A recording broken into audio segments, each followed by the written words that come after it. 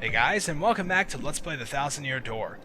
Okay, so we've seen some toads over there that need rescuing. They were disappointed by me, but I'm going to prove them wrong, and I'm going to save them anyway.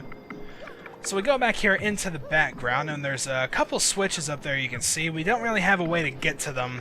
We can't jump that high or anything, so we just kind of have to pass them up for now. And where we're actually going is over here to the far left and into this pipe up here. And then this is going to send us back into the foreground where we can use a little paper plane panel, no, all alliteration aside, and then we can go down this pipe, and then it'll take us to one of the switches in the background. So we need to hit both of these switches in order to save the toads. As you can see, when you hit this one over here, some barrels appear to help them get across. So now we just need to go back and hit the other one. It's kind of annoying that they make you go through this entire process like a couple times, but you know, thankfully we only have 2 switches to press. It would have been really bad if there was like 3. You know, would have taken just way too much time. It'd been way too annoying. But all right, so that pipe will take us over to the other switch. We can press it, and then barrels appear to let them get over to the other side. Hey, we can cross over now. Hey, what are we waiting for? Let's go. Yeah, seriously. So all the toads kind of hop across there. Thankfully, they're all good jumpers. I don't know if I'd be able to do that or not, but... And as they start to clear out, we can kind of see some familiar faces there. Hey, look, it's Frankie and Francesca. Remember the whole mob chapter, so hey, maybe I'll get to hear my Mafia voice again. Alright, so let's quickly get back on there. We can just go back through this pipe. We kind of have to wait for the ship to rise. I think you could also use the plane panel again, but this is pretty much just quicker from where I was at. So, go across, and there we go. I don't know how you did it, but you saved us. We came here looking for that pirate treasure, and then, well, our ship got surrounded by ghosts out on the ocean, and we all ended up here. Well, thankfully, we fared better than that. Hey, aren't you Mario? It's me, Don Pianta's daughter, Francesca, and Frankie's here too. After my dad forgave us, we set out on a trip. The ship we were on got a little too close to this island, and now look at us. Still, I'm amazed the rumors about Cortez were all true, which means he's nearby. Hey, so, by the way, why are you here? Don't tell me Daddy had you come here to take us back. Ah, no, he's fine with you guys. What? You're after the pirate's treasure because it might contain a crystal star? Well, I think the treasure's right in there, watched by Cortez's spirit. Yeah, I'm sure you'll be able to take care of him, though. You look tough. Besides, Cortez is the one that trapped us on that raft, so smack him one for me. Alright, will do. So, apparently the treasure is just right over here. Hey, pretty cool stuff, huh? Alright, so we've got a big, like, ghost ship here, and there's a heal block. But, whoa! Wait, how did you get in here, man? Whoa, did I surprise you? Yeah, sorry about that. See, I actually followed you in here, but I got lost along the way, and, well, anyway, I followed this path, and I finally caught up with you. And then... Listen, just forget it, okay? I'm sure the crystal star is inside that pirate ship. Oh, come on, Mario. He shouldn't even know about the crystal star. And the pirate king Cortez is in there, too. I'm pretty sure. Yeah, probably. No big deal, though, right? You can take him, big guy. We're counting on you. Boy, I know I sure am, and so does Grotus. Oh, okay, seriously, Mario? Like, you've got to be kidding me. You've got to be the dumbest person on the face of the earth. Alright, so we've got a save block, a heal block, and a big ghostly ship with eerie music. So I think we're pretty much getting down to it here. Now, let's see. First off, I'm going to bring Kubella for her tattling abilities. And this is kind of weird. I mean, it looks by this ship that there's not that much room once we go in there. Like, maybe one little tiny room. Well, when we open the door and go in, there's this big, long hallway. You ignored my warning. Ooh, come inside the door and be lost in darkness. Nah, I'm not afraid of you. Yeah, so there's this big hallway here and then another big room through there. I don't know, it just seems out of proportion to me, but... Holy crap, look at this place. Ooh, come into my... Ooh. Uh-oh, what's going on? Oh, hey, look over there on the right. You see the crystal star? Whoa, holy crap. Enough, I grow tired of this spooky ooh business. I am a pirate, blast it. Pirates do not moan. I am a cold-blooded villain who robs innocents of life and loot, not a crying ghost. And you are after my treasure. Whoa. And this is my ship. What are you doing here? Speak! I'll turn your mustache into a bone polisher, amigo. Yo! Alright, so as you probably guessed, this is the boss of the chapter, Cortez. And wow, look, he looks a lot more threatening here than he did out there, that's for sure. Alright, so let's see. What we're going to do here is pretty much hammer. We can actually hammer the bone pile back here, so basically that's so you can hit them with either the jump or the hammer. Oh, treasure's going to fall. Oh man. Oh well. Goombella's not going to be staying out here for too much longer anyway. I just want to get her to tattle, so. Alright. So what do you got to say? That's Cortez. He's the dreaded pirate spirit who haunts the island. HP is 20, attack is 4, and defense is 1. Oh, well, that doesn't sound too bad, actually. His HP may seem low, but he's a spirit, so even when his HP hits 0, he'll come back. Plus, he has tons of different attacks. He's as tough and scary as he looks. I'd say just keep damaging him, and sooner or later, he'll go down for good. Let's give this tormented spirit some eternal rest. Hey, it sounds good. Hey, there we go. I can never seem to block that. Wow, I'm kind of surprised I got it, actually. Alright, so let's go ahead and keep up with the power smash. As Goombella said, once his HP hits 0, he still kind of sticks around, so this battle is a little bit more difficult than it appears at first.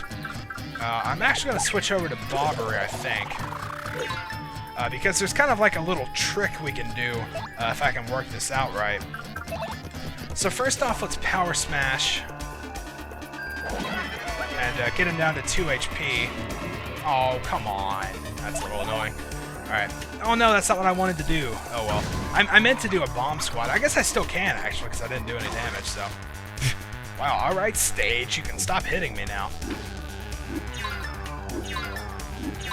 There we go. That can be a little bit hard to time, but that's a good attack, actually, because you can block him off for no damage. Let's go ahead and bring him out first. I'm going to throw that bomb squad out there. Now, we want to throw them all sort of where the bone pile is, if we can. Ooh, alright, yeah, that one's close enough. That should hit. And hopefully we can take him out here. Come on, Mario, I need you to hit. Oh, come on. Alright, Bobbery, get back out of there. You're taking way too much damage, man. Well, okay, yeah, let's just go ahead and have Mario. Hopefully he can finish it off, but if not, Bobbery's there for backup. And I don't even need this stupid curse. I wish it wouldn't take so long, but... Alright, Mario, let's go. Do it. There we are. Alright, so that finishes him off, and he sort of drops all his weapons and falls down. But, as we can see, the stage is going to close and then open back up. And there he's back again. So, yeah, he's going to have some numerous forms we're going to have to face. Oh, I can't believe that one both of those didn't hit. That's crap. Alright, yeah. Basically, if you keep hitting this guy, he kind of comes out and, like, goes back into his bone pile a little bit. And as you can see there, if he goes all the way back down, then his, like, core gets exposed there. And that was what I was wanting to do. Like, if I could get that core exposed, like, right off the bat, he wouldn't even get a chance to attack in this form. But, unfortunately, it didn't quite work out that way. Yeah, so this one can get a little bit irritating, but we might be able to take him out with a spin jump here. Or not. Alright, yeah, this has just been a train wreck altogether. Alright, let's bring Vivian out. I'm going to be using her for the next form anyway. Man. Oh yeah, do that now, thanks. Alright, this isn't going as well as I had planned it out at first, but we should still be alright. He doesn't have too much health left, so... I'm also kind of wanting to conserve my FP here. 12 is actually exactly where I want it, so... Alright, one more turn. He should just boost his offense again. That's kind of what he does in this form, is he boosts himself up. Yes, alright, wanted that. That's good. But yeah, he boosts himself up in this form, and then the next turn brings out that big attack, as you've already seen. That's just pretty much what he does in this form, so you kind of have 2 turns where you can just not worry about it. You can also use Vivian's Veil whenever he's about to attack. That would also be a good idea, so... Alright, now this form is done with. That's pretty much his least threatening of all the forms, really. So he falls apart, but as you can see, the weapons have kind of come to life here. The curtain closes, opens again, and now we're out to what Cortez kind of originally looked like. And each of the weapons is kind of its own enemy, which is good, actually, because Vivian can take care of these guys with Fiery Jinx.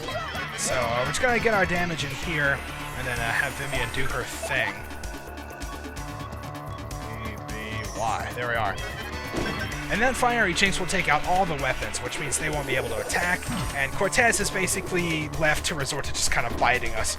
You know, and that's all that we really have to worry about, so...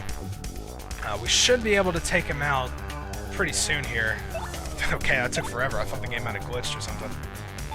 You know, actually, if we do a spin jump... have Vivian attack, then we should be able to take him out on the next turn for sure, and we won't have to worry about the weapons again, which is nice. Of course, the weapons will come back. I mean, they're not, like, alive or anything, so they don't have life. Oh, yeah, I forgot about this. Arrgh, I can't take much more of this. This calls for something special. Now you will see the true might of my spirit form. And he kind of sucks up the life of the crowd there, which is really disturbing, but heals himself fully, so... Alright, maybe I didn't want to do that spin jump, because now I don't have enough FP to do another Fiery Jinx. I might have to actually resort... Let's see, we don't have any small recovery items. I mean, all we got that Gem and Jelly, and I don't want to waste that here. Ooh, actually, let's do a Thunder Rage. Hey, that might work pretty well, huh? Alright, there we go. That's exactly what I wanted to do. Cool stuff. Okay, so now Cortez has pretty much been rendered defenseless once again. So, pretty much just go all out at this point, and we should be able to take him out before too long. There we go. What are you throwing? You're throwing a can at me. That's not very nice. Alright, so another spin jump is in order here, I believe.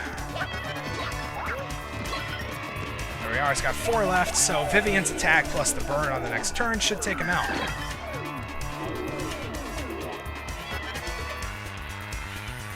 Alright, so, come on, bite me again. When the burn takes effect, he's down to 0 HP. Awesome stuff. And as you can tell, he actually does sort of explode this time, and we get our star points, so that means the battle is officially over. No more forms. So yeah, Cortez, I don't know. He's not really that difficult, in my opinion, really. It's kind of a letdown, actually. But, I don't know, he's a pretty cool guy, I suppose, so I shouldn't put him down too much. Alright, we don't really need... Yeah, let's go for some more FP. I think I could use some more.